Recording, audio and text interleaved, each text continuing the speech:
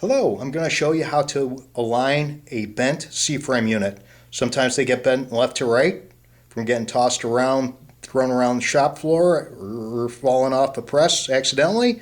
Sometimes the operators bring the ram down a little too far and bend the units down. What we're going to do is take out the punch and guide assembly. We're going to take the punch out, take the punch head off. Once we get the punch head off, we're going to put the screw back into the punch. Punch head off. Got the screw back in. Now we're going to put the guide assembly back in. And we're going to drop this punch down. You can watch it enter the die. As it enters the die, you want to check around and see if the die clearance is even all around, front to back, side to side. A good idea is to take a flashlight, shine a flashlight into the slug chute, and it'll give you a little light all around the die clearance. Now the die clearance is the difference between the punch and the die.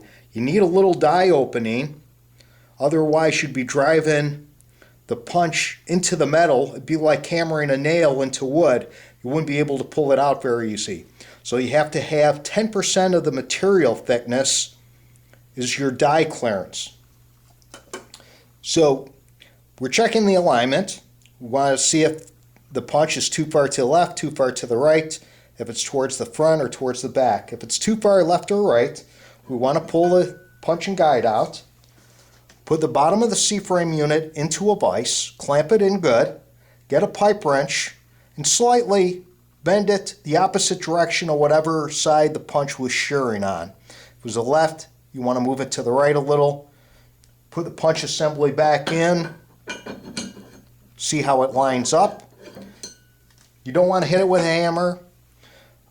If the punch is too far to the front of the die and shearing on the front of the die or shearing on the back of the die, what you want to do is pull a punch out.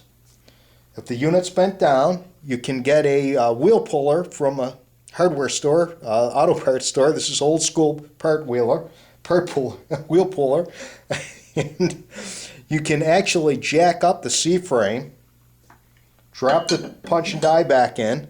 If it lines up, let it set overnight. The material will set, and you should be good.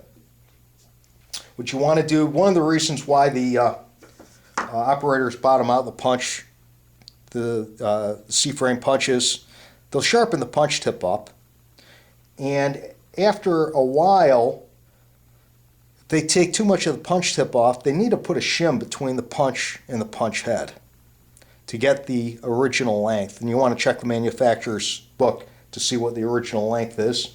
Sometimes they sharpen the bottom die too much. What happens then is they bring the ram down, and now the punch isn't entering the material. So they bring the ram down further, because they sharpened it, and they bottom out the springs. They could crack the springs. That's no big deal. They could bottom out the unit and crack the unit. Then you're in some serious, money. So you want to check the length of the punch, the die, and as long as you have this guide assembly out, you want to check the spring height as well. That's in the manufacturer's specs. Make sure that the spring's not cracked.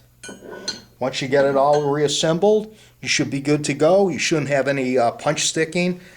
For any more tips, I'd be happy to answer your questions. Give me a call, the 800 number at the bottom of the screen. My name's Jack. We buy and sell new and used Unipunch Unittools, Pearsall, Strippets, and Unitools.